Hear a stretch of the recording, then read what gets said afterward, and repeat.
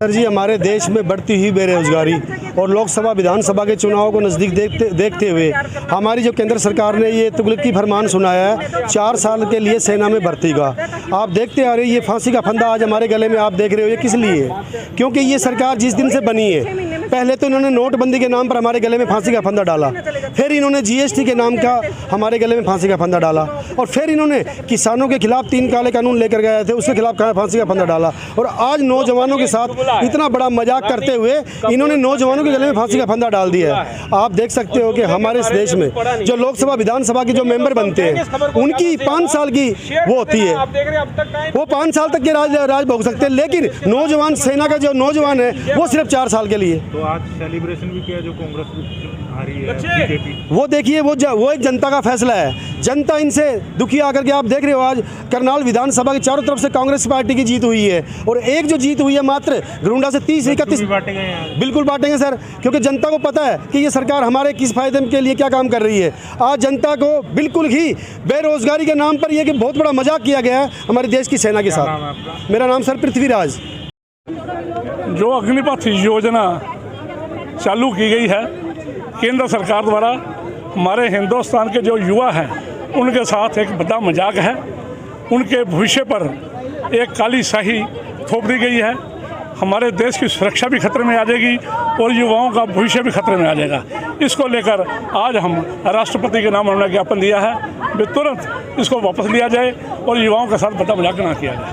तो नतीजे आए हैं, क्या कहना चाहेंगे निकाय चुनाव में? हाँ, निकाय चुनाव जो 4 फैसले आए हैं, मात्र 1 सीट 31 वोट से मिली है। CM साहब के घुटने टेकने के बाद पूरी भाजपा की मंत्रिमंडल प्रधान साहब के घुटने टेकने के बाद, अजय जी घुटने टेकने के बाद जो उनको जीत मिली है वो शर्मनाक जीत है।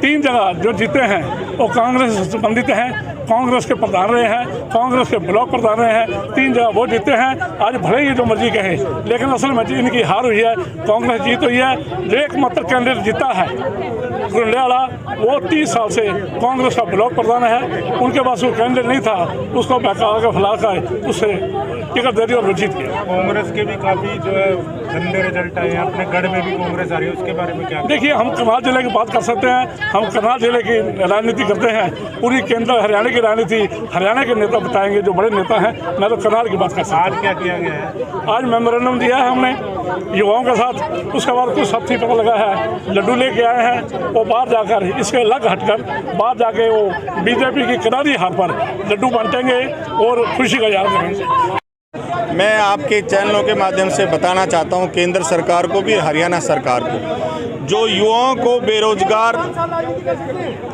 जो इन्होंने लाखों की संख्या में पूरे देश के अंदर, प्रदेश के अंदर लाखों लोगों को बेरोजगार किया है।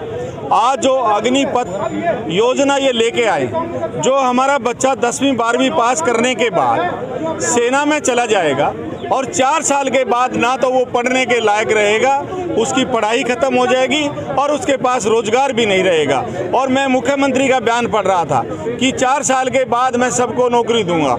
मुख्यमंत्री जी ने लिखा था कि मैं इनको PN चपरासियों की नौकरी दूंगा।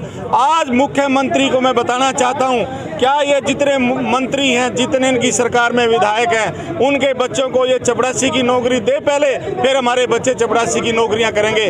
हमारे बच्चों का पढ़ाई लिखाई का रास्ता रोक करके ये इनको इस गलत में उतारना चाहते हैं कि इस अग्निपथ योजना के तहत 4-4 साल की इनको ट्रेनिंग देके नौकरी करवा के अडानी और अंबानी के चौकीदार बनाना चाहते हैं। और आने वाले समय में जो अराजकता फैलेगी, जो इनके ये सेलो बने हैं, जो इनके व्यापार बिजनेस हैं, बेरोजगार युवा उन पर हमला करेंगे।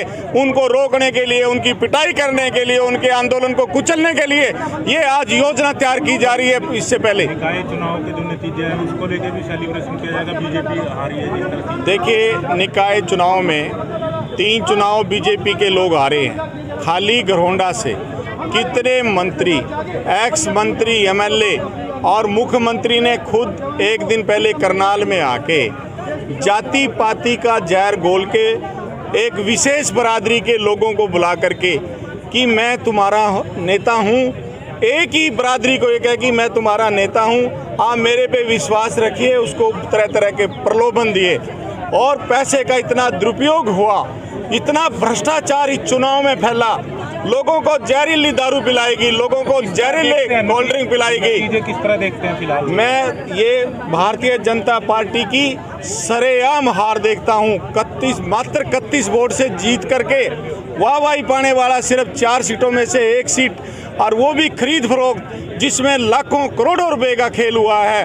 ये बीजेपी आज फेल है और मुख्यमंत्री की जो नीतियां हैं वो धाराशायी हुई हैं। आने वाले समय में ये करनाल की जनता, प्रदेश की जनता इस मुख्यमंत्री को माफ़ करने वाली नहीं है। ये भ्रष्टाचार का जन्मदाता है और इसका इलाज आने वाले चुनाव में होगा और प्रदेश